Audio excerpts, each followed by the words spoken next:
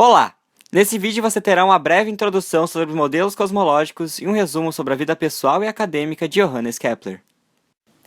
Em 350 a.C., a primeira pessoa a falar oficialmente sobre modelos cosmológicos foi Aristóteles, que propôs um modelo que deixava imposto o geocentrismo, ou seja, a Terra seria o centro do universo, com os planetas e o Sol girando em torno dela, levando em consideração que na época eles não sabiam que eram planetas. Porém, o modelo de Aristóteles não explicava o movimento retrógrado dos planetas. Então, preservando o modelo do mesmo, Ptolomeu, em 120 d.C., teorizou que além de girar em torno da Terra, os planetas girariam em epiciclos. Gostando da ideia da Terra ser o centro do universo, a Igreja Católica, supremacia na época, considerou o modelo como oficial, eliminando qualquer teoria que discordasse disso. Depois de 1400 anos, uma pessoa corajosa teve sucesso em se rebelar contra a Igreja. Bem, mais ou menos. Copérnico publicou sua obra sobre a revolução das esferas celestes, que apresentava a primeira teoria de um modelo heliocêntrico. Se lembram do mais ou menos? Pois é. Para fugir do castigo da Igreja, seu livro foi publicado no dia seguinte de sua morte.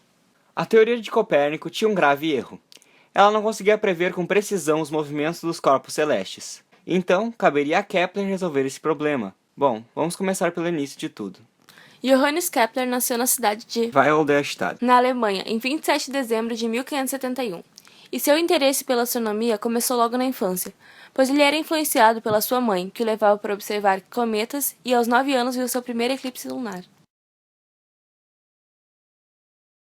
No ano de 1589, ele terminou a escola primária. Então começou a assistir às aulas de Tübingen Stift na Universidade de Tübingen, onde começou a cursar filosofia e teologia. Logo provando ser um matemático excepcional e recebeu a reputação de astrólogo. Sob a instrução de seu professor de matemática, Kepler aprendeu sobre o modelo ptolomaico e copernicano. Defendia o modelo copernicano e viu o heliocentrismo de uma perspectiva tanto teórica quanto teológica. Após o fim de seus estudos, se tornou um professor de matemática e astronomia na Universidade de Graz, quando tinha 23 anos. Com 29 anos, em 1600, dia 4 de fevereiro, Kepler encontrou Tycho Brahe, um astrônomo dinamarquês que o convidou para analisar algumas de suas observações sobre Marte.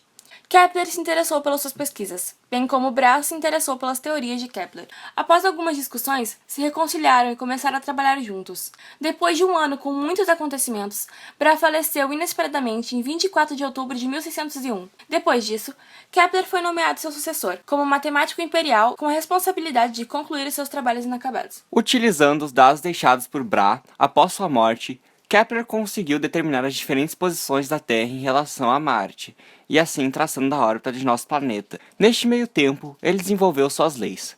A primeira ele constatou depois de falhar mais de 40 vezes em prever a posição dos planetas, enquanto assumia que as órbitas possuíam um formato oval. Então, ele decidiu assumir um formato elíptico, o qual tinha pensado que era óbvio demais para outros astrônomos não terem usado antes. Quando Kepler viu que as órbitas elípticas se adequavam às suas observações, deduziu que todas as órbitas dos planetas eram elípticas, e isso foi a primeira lei de Kepler. A partir de suas observações e a sua visão teológica sobre o universo, Kepler concluiu que o poder do Sol enfraquecia com a distância, causando um movimento mais rápido ou lento à medida que os planetas estavam próximos ou longe. Kepler criou uma fórmula em que a taxa de movimento de um planeta é inversamente proporcional à sua distância do Sol. Mas para verificar isso, em todo o ciclo orbital, levaria muitos cálculos e tempo. Então, em vez de termos matemáticos, ele reformulou sua constatação para termos geométricos, ficando: os planetas varrem áreas iguais em tempos iguais. A segunda lei de Kepler. No último volume de Harmonices Mundi, Kepler abordou os movimentos planetários. Ele anunciou sua terceira lei lá. Os quadrados dos períodos de translação dos planetas são proporcionais aos cubos dos semi-eixos maiores de suas órbitas. Ele apenas divulgou a data dessa descoberta, que foi em 1618, mas não como conseguiu chegar nela. Após conflitos sobre astrologia, ter construído uma amizade acadêmica com Galileu e recebido emprestado um exemplar de um telescópio, Kepler começou uma investigação teórica e experimental da óptica dos telescópios, que levou à idealização de um telescópio aprimorado, o telescópio kepleriano, que conseguia maior ampliação do céu. Em 1615, Kepler escreveu o primeiro volume do qual seria o seu livro mais conhecido, o Epítome, vindo depois escrever mais 2 volumes do mesmo. Esse livro continha as 3 leis do movimento planetário e buscava explicar os movimentos celestes através das causas físicas. Esse não foi o único livro escrito por Kepler. Inclusive, havia lançado um alguns anos atrás, contendo apenas sua primeira e segunda lei, chamado Astronomia Nova. Outros livros muito conhecidos são Mysterium Cosmographicum e Harmonices Mundi, que marcaram alguns períodos de sua vida. Após 15 anos da publicação de Epítome, Kepler veio a falecer em 15 de novembro de 1630, em Ratisbona, na Alemanha.